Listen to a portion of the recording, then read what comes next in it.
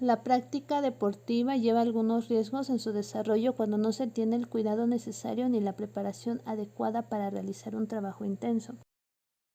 Algunas de las lesiones deportivas más comunes son torceduras y distensiones, lesiones de rodilla, inflamación muscular, traumatismos en el tendón de Aquiles, dolor en el hueso de la tibia, lesiones en el mango rotador del hombro, fracturas y dislocaciones. Lesiones más comunes por miembros. Las lesiones en la espalda son provocadas por la torsión o el sobreesfuerzo de los músculos durante los movimientos de flexión o de levantamiento de objetos. Las lesiones más frecuentes en los deportes son en el fútbol americano, el hockey sobre hielo, el levantamiento de pesas, remo, golf, el patinaje artístico, la gimnasia y el baile. Lesiones en la cabeza y el cuello. Este tipo de lesiones por lo general se presentan en atletas que practican deportes como el fútbol americano, el rugby y deportes donde se pueden producir caídas accidentales como la equitación y la gimnasia.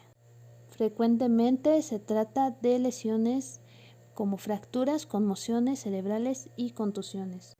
Las mismas suelen ser muy delicadas ya que pueden provocar parálisis permanente o incluso la muerte.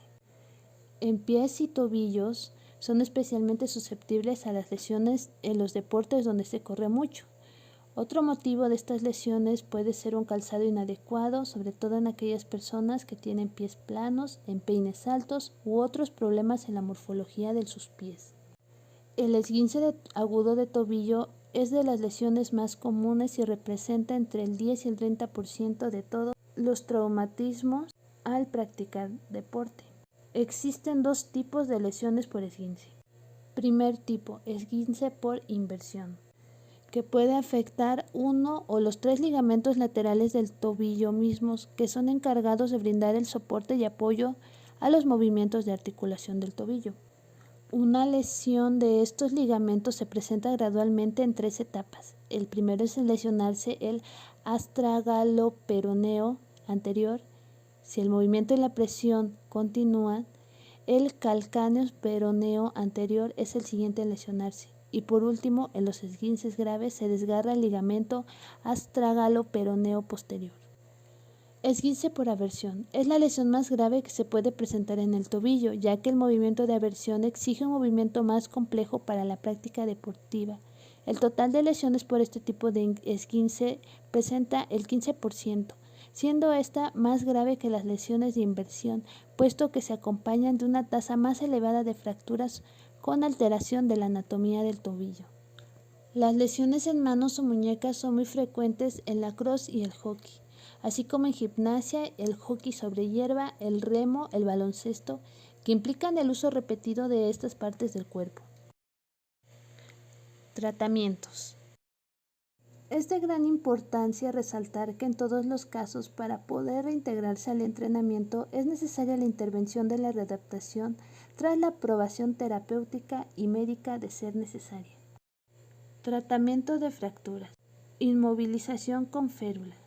En segundo, reducción abierta y fijación interna, que requiere una operación quirúrgica para reparar la fractura. Con frecuencia se utilizan varillas de metal, tornillos o placas para reparar el hueso, los cuales se mantienen fijos debajo de la piel después de la cirugía.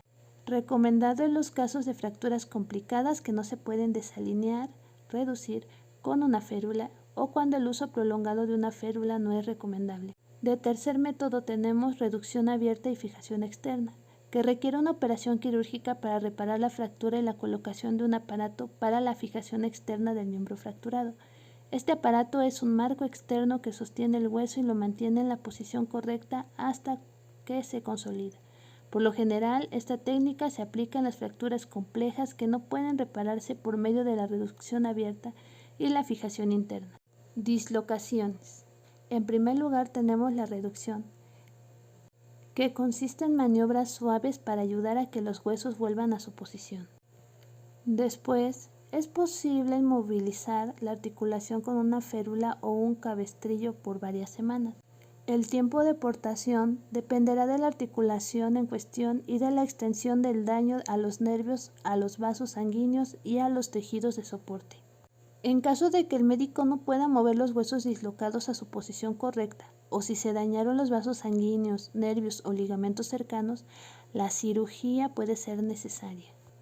Como último paso tenemos a la rehabilitación, que después de que se haya retirado la férula o el cabestrillo, se comenzará un programa de rehabilitación gradual que tiene como fin recuperar la amplitud del movimiento y la fuerza de la articulación.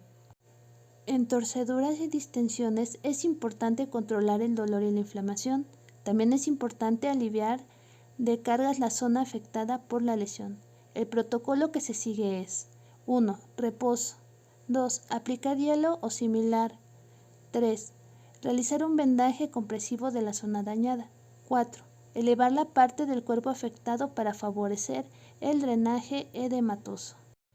En lesiones de rodillas, dependiendo al grado de lesión, como grado más leve o la reintegración, tenemos los ejercicios, automasajes, estiramientos u otros autocuidados para el dolor de rodilla, los cuales deberán ser dosificados por un fisioterapeuta. Como terapia conservadora, también se tiene la utilización de fármacos antiinflamatorios y analgésicos, los cuales acompañan a la fisioterapia, la cual consistirá en educación postural, terapia manual, ejercicios de flexibilidad, fortalecimiento y resistencia muscular, estiramiento funcional y de equilibrio, reeducación de la marcha, ajustes físicos, termoterapia y crioterapia, electroanalgesia, ultrasonido terapéutico y terapia de ondas de choque. De tratarse de una lesión más severa, se recurre a la intervención quirúrgica. Tratamiento en el dolor en el hueso de la tibia. En la fase aguda, el mejor tratamiento es el de crioterapia y reposo funcional. Después de los primeros 2 o 3 días, lo más importante es eliminar la causa y no solo los síntomas. De lo contrario, se corre el riesgo de recurrencia a la reanudación de la formación.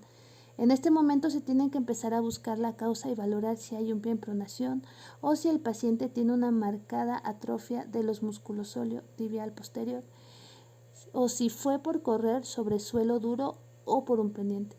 Al mismo tiempo se debe hacer un exhausto estudio para la estática, la postura y corregir las posibles alteraciones. Traumatismo en el tendón de Aquiles. El tratamiento no quirúrgico se utiliza en roturas menores y personas que no son muy activas. Este tratamiento involucra el uso de yeso, férulas o un aparato que disminuye el movimiento, lo que permita que el tendón roto sane. El tratamiento quirúrgico por lo regular es para personas que son más activas. Se debe realizar durante los primeros 10 días. De lo contrario, el tendón se distiende y no será posible encontrarlo. Lesiones en el manguito rotador del hombro. Tratamientos no quirúrgicos para el manguito rotador. Estiramientos y ejercicios fortalecedores para crear fuerza y flexibilidad en el hombro. Estos deberán ser personalizados según el grado de lesión que se tenga. Por ejemplo, si se diagnostica tendinitis, el doctor podrá recomendar una inyección de medicina llamada corticosteroide. Esto se dosifica cuando otros tratamientos no han sido de gran ayuda. Como tratamiento quirúrgico, el cual suele no ser muy común, tiene 2 procedimientos distintos, que son cirugía abierta y artroscopia del hombro. En la primera, el cirujano hace un corte en la piel por encima del hombro y repara la lesión a través del corte. En la segunda, se inserta a través de una pequeña incisión en el hombro una cámara telescópica de aspecto tubular, estrecha y flexible, llamada a un artroscopio, y esa se usa para reparar la lesión. En caso de haber desgarradura, los 2 lados del músculo o tendón serán recosidos y, si es necesario, unidos nuevamente al húmero. También, de ser necesario, se podría llevar un desbridamiento. Eso significa que se quitará cualquier tejido dañado para que el restante tejido saludable pueda curarse. Para el tratamiento de inflamación muscular se tiene la crioterapia, que es la aplicación de frío, que contribuye a insensibilizar los tejidos y aliviar los espasmos musculares, el dolor y o la inflamación. La estimulación eléctrica ocurre cuando los músculos carecen de una estimulación nerviosa adecuada y puede producirse rápidamente una atrofia del músculo que se vuelve rígido y tenso.